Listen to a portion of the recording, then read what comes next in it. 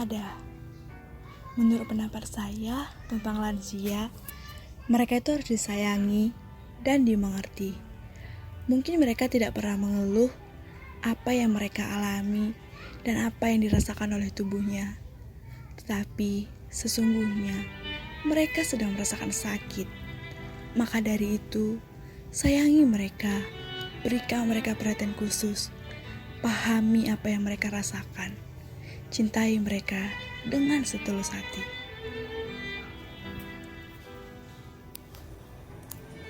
Kalau ditanya seberapa dekatnya aku sama Mbah Ti, ya dekat sekali. Karena sejak bayi aku tuh udah dirawat sama Mbah Ti. Karena bapak ibuku tuh semua kerja pada waktu aku masih kecil. Jadi aku sama kakakku sejak kecil sudah dititipin ke Mbah Ti. Kami dekat sekali karena hampir setiap hari kami ketemu.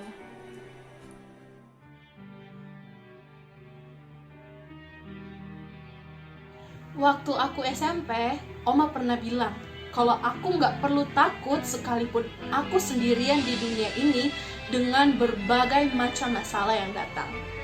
Karena selama aku mengandalkan Tuhan, maka semuanya bisa aku lakukan. Sebaliknya, kalau aku mengandalkan manusia, ya manusia penuh dengan keterbatasan. Makanya itu Oma selalu mengajarkan aku, dan yang sampai sekarang aku ingat, yaitu mengandalkan Tuhan dalam segala hal yang aku perbuat. Ya, karena Oma merupakan orang yang terpenting dalam hidupku. Dalam artian, Oma sebagai panutan di dalam hidupku. Ia mengetahui jika aku sedih, aku senang. Ketika aku sedih, Oma langsung melihat raut wajahku. Oma langsung ngerti bahwa aku tidak baik-baik saja. Kemudian, Oma yang memberi aku semangat, yang memberi aku selalu pencerahan ketika aku sedang letih. Ada satu kata yang aku ingat bahwa Oma selalu bilang, secapek apapun kamu, ingat kamu memiliki Tuhan dan kamu adalah seorang petarung. Jadi kemanapun nanti kamu akan diletakkan, kamu akan ditempatkan, kamu pasti bisa meraihnya itu semua. Hal yang biasa aku lakukan untuk membuat kakek atau nenekku atau kakung atau uti, yaitulah agar mereka bahagia, itu ialah saling mendengarkan cerita mereka. Kita saling berbagi cerita juga, sharing selayaknya Putu dan Simbah gitu, lalu membantu kalau mereka sedang melakukan kegiatan apa gitu. Lalu yang terpenting itu menurut aku ialah nurut sama mereka gitu. Misal kita dikongkon atau bahasa Indonesianya itu disuruh untuk membeli A, B, C, D, E di warung, nah kita harus manut. Nah manut itu ialah nurut, yaitu kita harus menurut kepada mereka. Itu hal yang sangat sederhana yang mereka bisa bahagia gitu. Hal sesimpel itu pun mereka bisa bahagia, apalagi kita menunjukkan rasa kasih sayang kepada mereka seperti itu.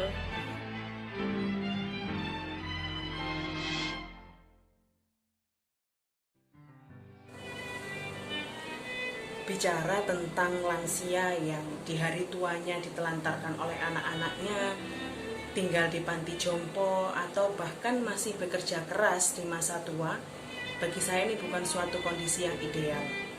Idealnya ketika seseorang sudah memasuki masa tua, masa lansia, ia bisa mulai menikmati hasil kerja kerasnya di masa muda. Kalau dalam istilah Jawa, dia bisa mulai menep. Dia bisa menikmati hari-harinya dengan tenang, dengan penuh syukur, dengan penuh sukacita, tanpa harus direpotkan lagi untuk memikirkan, aku harus makan apa besok, aku harus melakukan apa untuk bisa mendapatkan rezeki. Idealnya seperti itu. Maka ketika seorang lansia ditelantarkan oleh anak-anaknya, oleh keluarganya, dan bahkan masih bekerja keras di hari tua, ini bukan sesuatu yang ideal.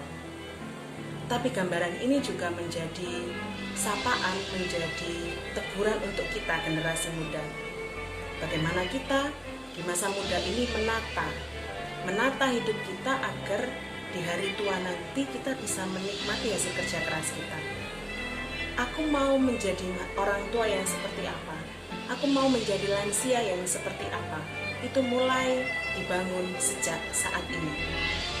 Gambaran diri kita di hari tua adalah hasil dari perjuangan kita di masa muda. Aku mau menjadi lansia yang sehat, ya mulai sekarang aku harus melakukan olahraga, makan makanan yang sehat, mencukupkan gizi nutrisiku sehingga nanti di hari tua aku tidak direpotkan oleh kesehatanku. Aku mau memiliki keluarga yang bahagia itu seperti apa? Itu ditata mulai sekarang. Dan gambaran lansia yang ditelantarkan oleh anak-anaknya bagi saya juga menjadi sapaan untuk kita generasi muda untuk terlibat. Bagaimana kita memberikan diri, kita menyapa para lansia itu agar mereka juga tetap merasa dicintai, agar mereka juga tetap merasa dirinya berharga dan layak dicinta.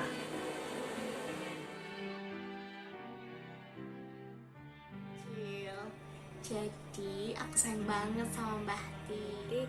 100% sayang banget sama dia.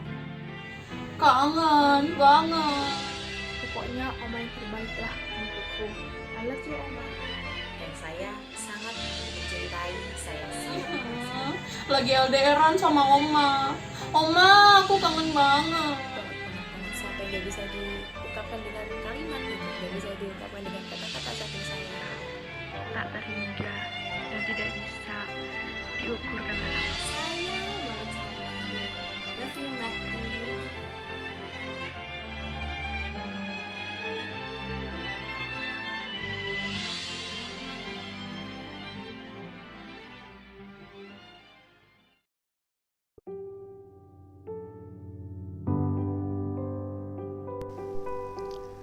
Tahukah kamu, semakin bertambahnya usia, maka semakin banyak perubahan yang terjadi pada manusia.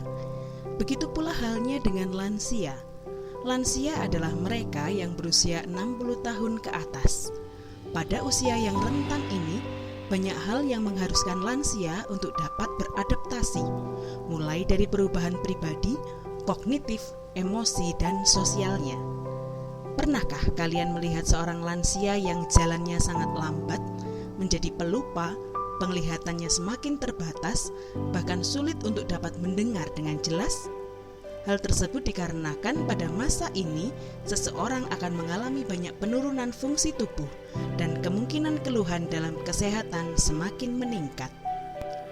Pada masa ini, lansia diharapkan untuk dapat menyesuaikan diri dengan perubahan fisik, kemampuan motorik, dan kemampuan mental yang terjadi. Banyak perubahan yang dialami lansia, seperti perubahan penampilannya, menurunnya fungsi otot, menurunnya fungsi panca indera dan fungsi saraf, serta perubahan tekanan emosional yang disebabkan oleh kondisi psikologisnya. Pada masa ini, lansia juga semakin sensitif terhadap berbagai hal yang menyangkut keadaan psikologis dan fisik, sehingga lansia sangat rentan untuk stres dan sakit. Sebagai generasi muda sekaligus masyarakat sosial, kita memiliki peranan penting di dalam membantu para lansia untuk mencapai kesejahteraannya dan memenuhi tugas perkembangannya pada aspek pribadi, kognitif, emosi, dan sosial. Beberapa hal yang bisa kita lakukan adalah: yang pertama, mengajak lansia untuk melakukan aktivitas fisik, tentunya yang cukup aman untuk usia mereka ya. Misalnya, mengajak para lansia melakukan senam pagi. Hal ini perlu dilakukan untuk mengaktifkan kembali fungsi motorik dalam tubuhnya. Yang kedua, membangun komunikasi sehat yang mendalam dengan para lansia, misalnya menanyakan pengalaman hidup mereka di masa lalu. Yang ketiga, kita juga bisa membantu proses pembangunan daya pikir lansia dengan memberikan informasi yang tepat dan apa adanya. Misalnya kita menjelaskan secara jelas apa itu COVID-19, kenapa kita harus bekerja atau bersekolah dari rumah, dan banyak lagi. Keempat, kita bisa mengikut sertakan lansia dalam kegiatan bersama dan memberi mereka kepercayaan sesuai kapasitas dan kemampuan mereka.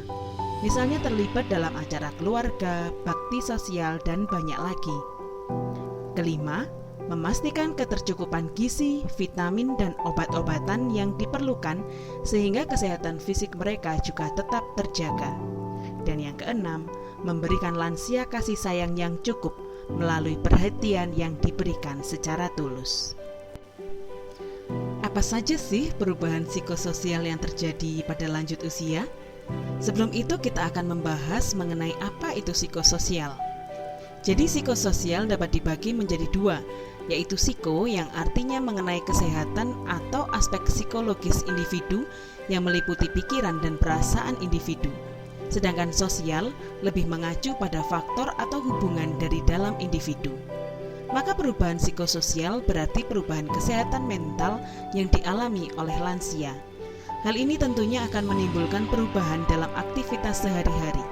Lansia juga akan berupaya untuk bisa beradaptasi, baik bagi diri sendiri maupun orang lain. Sebagai generasi muda, kita perlu memahami perubahan yang terjadi pada lansia, terutama dalam perubahan kesehatan mental. Karena bila lansia memiliki kesehatan mental yang baik, kesehatan fisiknya pun akan lebih terjamin. Ada 3 upaya yang bisa kita lakukan, yakni preventif atau pencegahan, promotif atau peningkatan, dan kuratif atau penyembuhan. Ada banyak hal yang bisa kita lakukan untuk mendukung kesehatan mental lansia, yaitu yang pertama, memfasilitasi lansia untuk melakukan kegiatan yang baik untuk kesehatan mentalnya, misalnya berkebun, merajut, memasak, ataupun mengembangkan hobi mereka yang lain. Kedua, mendengarkan sepenuh hati saat mereka bercerita atau berkeluh kesah. Yang ketiga, mendukung lansia untuk terlibat dalam komunitas-komunitas yang ada, misalnya kelompok arisan lansia, kelompok senam pagi, kelompok doa, atau juga kelompok-kelompok lainnya.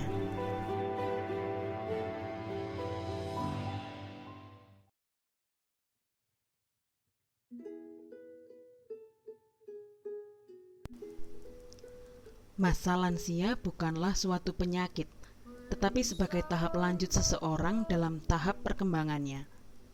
Masa lanjut usia adalah bagian dari proses perkembangan manusia, di mana terjadi perubahan di berbagai aspek.